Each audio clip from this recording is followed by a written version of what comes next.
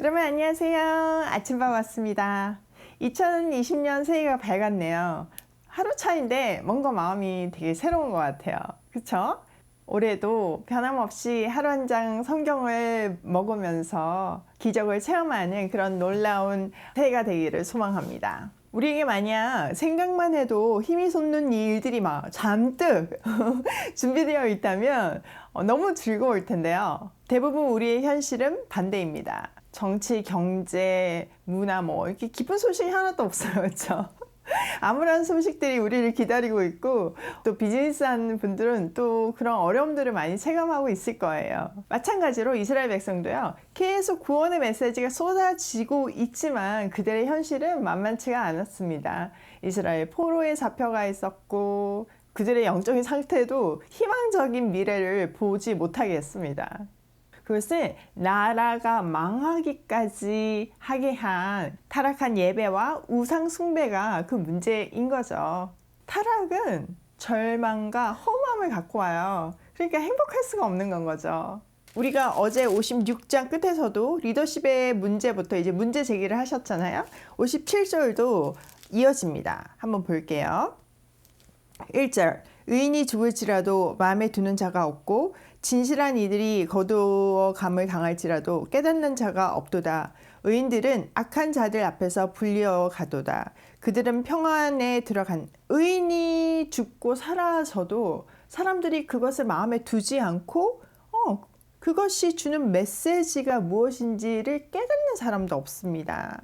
의인들은 그래서 악한 사람들한테 계속 끌려다니면서 고통을 받게 되는 건 거죠. 히브리서 12장에 보면 세상이 감당하지 못하는 사람들이란 얘기가 있잖아요. 그거는 세상이 의인들이 살기에 충분히 선하지 못하고 아름답지 못한다. 이런 얘기예요. 사실 우리도 정직하게 돈을 벌고 열심히 성실하게 일을 한다면 그만큼의 성과가 주어져야 되는 게 정상인 건 거잖아요. 그런데 그 정직하게 살고 성실하게 살아도 대가가 주어지지 않는다면 이거는 사회적인 문제인 거거든요. 구조적인 문제가 있다는 건 거잖아요.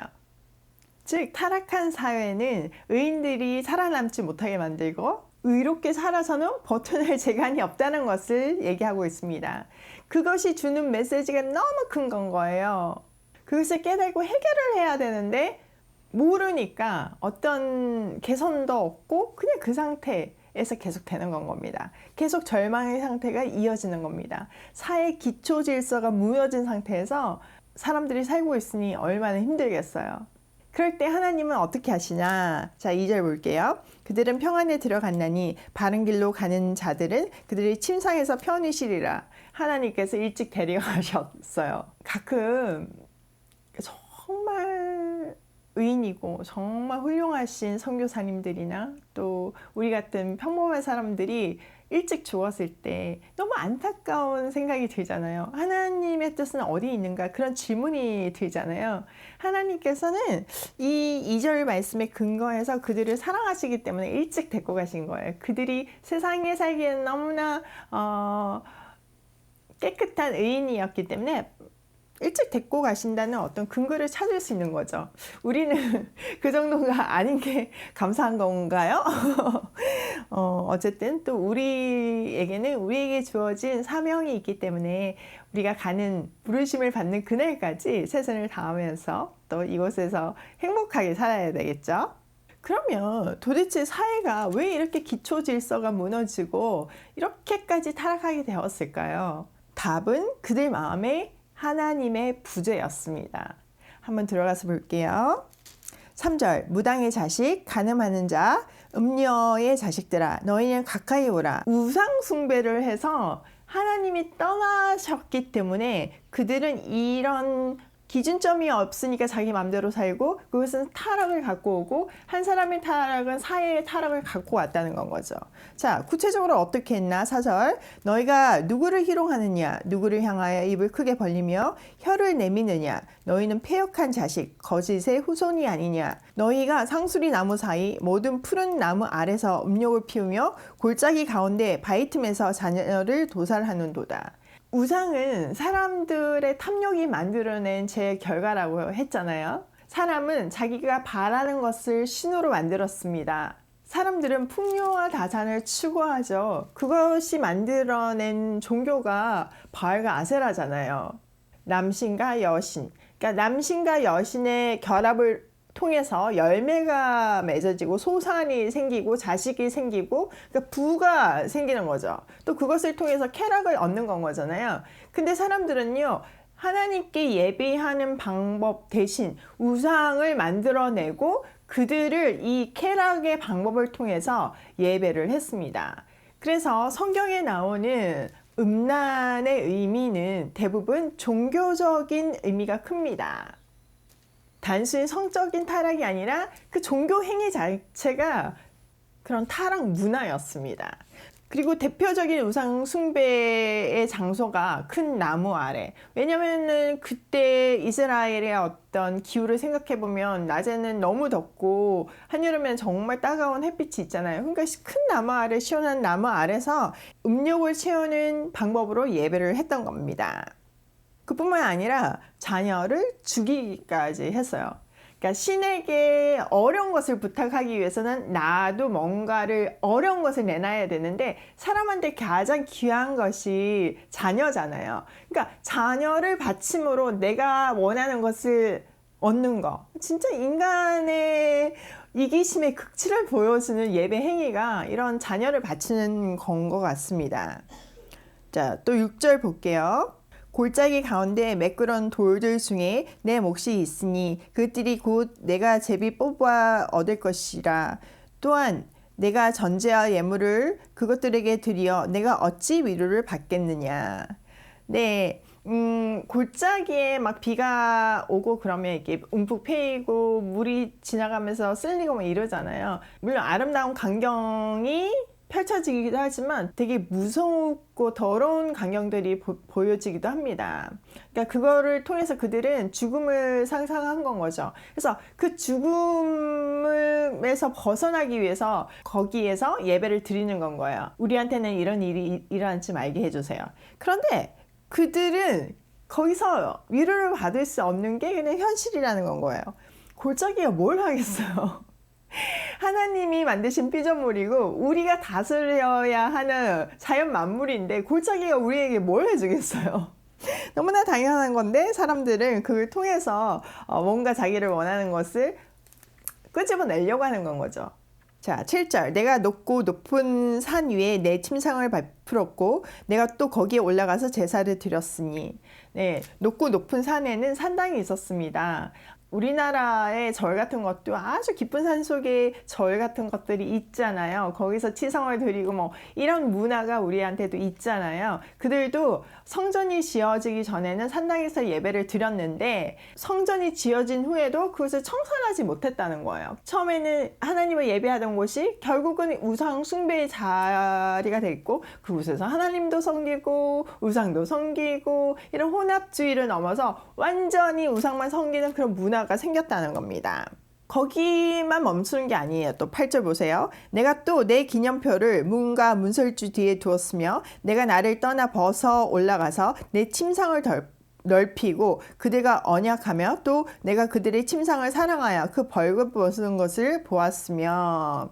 네, 뭐 어디 바깥 큰 나무, 높은 산, 골짜기 이런 데서만 우상 숭배를 한 게 아니고요. 이걸 집으로까지 끌어들인 건 거예요. 그래서 집에서 이방신 또 그런 어떤 이방신의 예배 방법을 통해서 하나님을 반역했다는 건 거죠. 그러니까 하나님께서 우리를 신부라고 하시는데 이방신을 섬기는 거는 바람 피우는 거하고 똑같은 건 거잖아요. 눈앞에서 이런 일들이 벌어졌다는 겁니다. 9절. 내가 기름을 가지고 몰렉에게 나아가되 향품을 더하였으며 내가 또 사신을 먼 곳에 보내고 수오레까지 내려가게 하였으며 내가 길이 멀어서 피곤할지라도 헛되다 말하지 아니하면 내 힘이 살아났으므로 쇠약하여지지 아니함이라. 거기서 만족을 못하고요. 더 귀한 것을 찾기 위해서 사람들은 자기 주변에 있는 흔한 것들은 또 귀하게 느끼지 못하는 그런 습성들이 있잖아요. 그러니까 먼 나라까지 사신을 보내서 종교를 수입해 오는 건 거예요. 그 대표적인 게 몰렉인 건 거죠. 몰렉의 대표적인 예배 방식이 사람의 제사를 지내는 건 거예요. 사람을 죽여서. 자기 아이를 죽여서 자기 아이를 몰렉에게 바치는 이런 파렴치한 일들이 벌어진 건 거예요. 자, 11절. 내가 누구를 두려워하며 누구로 말미암아 놀랐기에 거짓말을 말하며 나를 생각하지 아니하며 이를 마음에 두지 아니하였느냐. 내가 나를 경외하지 아니함은 내가 오랫동안 잠잠했기 때문이 아니냐. 내 공의를 내가 보이리라. 내가 행한 일이 내게 무익하니라. 내가 부르짖을 때 내가 모은 우상들에게 너를 구원하게 하라. 그것들은 다 바람에 날려가겠고 기운에 불려갈 것이로다에. 나를 의뢰하는 자는 땅을 차지하겠고 나의 거룩한 산을 기업으로 얻으리라. 아멘이죠. 네, 그들이 온갖 방법으로 예배를 하고 거기서 만족 못해서 더 귀한 더 높은 신을 찾기 위해서 성지순례를 떠나서 종교를 수입해 오고 귀한 것을 바치고 다 해봤지만 중요한 거는 환난이 닥쳤을 때 아무런 도움이 안 된다는 거예요. 13절 아무리 부르짖어도 구원을 해주지 못하는 거예요. 왜냐하면 그거는 처음부터 아무것도 아니었기 때문이죠. 여러분 돈이 아무리 많아도 죽을 병이 들었으면 그게 아무 소용이 없잖아요. 마찬가지로 다 바람에 날려가겠고 아무것도 아니라는 거예요. 허무한 것들이라는 거죠. 그렇지만 하나님을 의뢰하는 사람, 하나님을 믿는 사람은 땅을 차지하고 하나님의 산을 기업으로 받게 될 것이라는 겁니다. 근데 그 다음부터 이제 기쁜 소식이에요. 이제 사람들이 이렇게 소망이 없어요. 결국 계속 만들어내는 게 죄로 인한 악들을 만들어내요. 그래서 방법이 하나님께서 이제는 친히 고치시겠다는 겁니다. 한번 볼게요. 14절 그가 말하기를 도두어 길을 수축하여 내 백성의 길에서 거치는 것을 제하여 버리라 하리라. 하나님께서 이제 파이고 잘못된 것들을 다 도두어서 내 백성이 나에게로 오는 길에 거치는 것이 하나도 없게 다 없애버리겠다 이 얘기를 하시는 거죠. 주님의 길을 예비하겠다 이렇게 말씀하시는 거죠. 자, 15절 지극히 존귀하며 영원히 거하시며 거룩하다 이름하는 이가 이와 같이 말씀하시되 내가 높고 거룩한 곳에 있으며 또한 통회하고 마음이 겸손한 자와 함께 있나니 이는 겸손한 자의 영을 소생시키며 통회하는 자의 마음을 소생시키려 함이라. 아멘. 하나님께서 우리랑 함께 하셔서 하나님 앞에서 죄인임을 고백하면서 회개하고 무너진 마음으로 하나님을 구하는 사람한테는 그 영을 소생시켜 주시고 마음을 회복시켜 주신다는 약속을 하십니다. 자, 16절 내가 영원히 다투지 아니하며 내가 끊임없이 노하지 아니할 것은 내가 지은 그의 영과 혼이 내 앞에서 피곤할까 함이라. 여러분 이사야서 1장 2장이 혹시 생각나는지 모르겠지만 하나님이 이스라엘을 법정에 세우시죠. 너희는 이제 내가 이렇게 정말 귀하게 자식으로 키웠는데 자식이 아니다. 이런 얘기를 하시면서 그 죄를 부르시는 장면들이 있잖아요. 그런데 이제는 다투지 않겠대요. 예, 법정 다툼을 이제 하지 않겠다는 거죠. 그러면서 끊임없이 이제 더 이상 노하지도 않겠대요. 왜냐하면은 그 창조주께서 우리를 누르시면 우리가 살아남지 못하는 연약한 존재임을 아시기 때문인 건 거죠. 자, 17절 그의 탐심의 제약으로 말미암아 내가 노하여 그를 쳤으며 내 얼굴을 가리고 노하였으나 그가 아직도 패역하여 자기 마음의 길로 걸어가도다.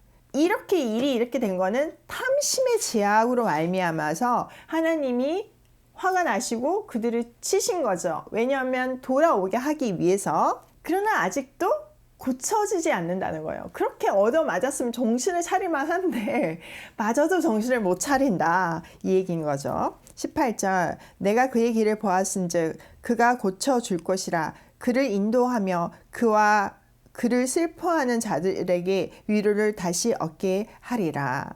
하나님께서 그를 고쳐주신다는 거예요. 그리고 그를 인도하여서 위로를 얻게 하신다는 겁니다. 19절 입술의 열매를 창조하는 자 여호와가 말하노라. 먼데 있는 자에게든지 가까운 데 있는 자에든지 평강이 있을지어다. 평강이 있을지어다. 내가 그를 고치리라 하셨느니라.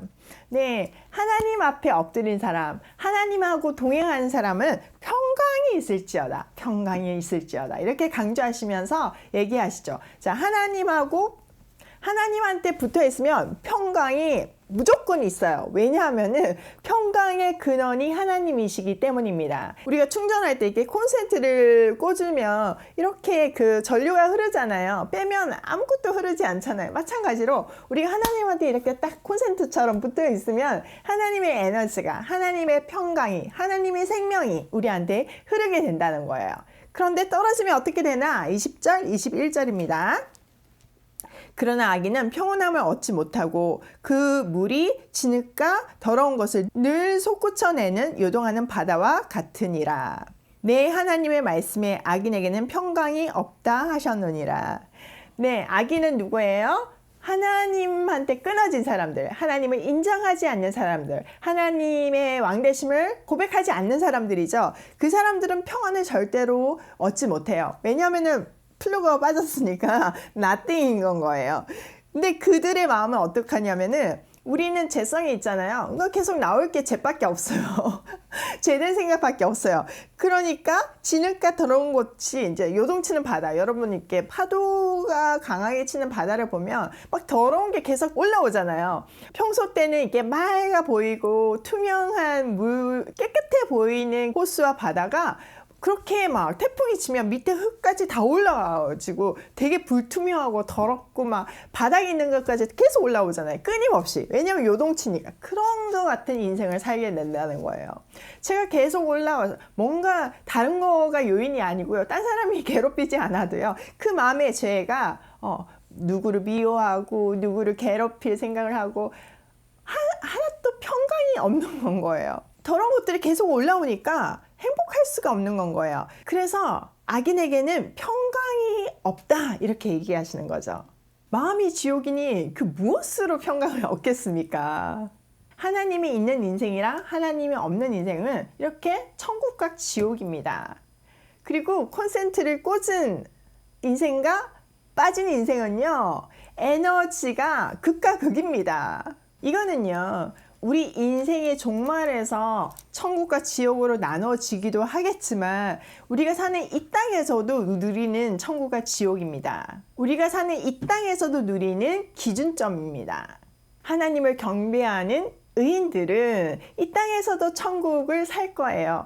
왜냐하면 하나님이 끊임없는 평안을 주시고 기쁨을 주시기 때문이죠. 하나님이 없는 악인들은 이 땅에서도 지옥을 살 거예요. 요동치는 바다처럼 끊임없이 죄가 올라와서 괴롭히기 때문인 거예요. 천국과 지옥, 우리가 하나님을 얼만큼 의지하냐에 달려 있습니다. 여러분, 환경이 아니고 그 어떤 요소가 아닌 것을 기억하세요. 하나님 안에 깊이 붙어 있으면 우리 안에 천국이 임합니다. 그렇게 할 수 있는 방법은요, 기도와 말씀이에요. 이 하루 한 장의 공부가 여러분을 천국으로 인도할 겁니다. 오늘도 온전히 하나님께 시선을 고정시키고 이 땅에서 천국을 누리며 고고싱입니다.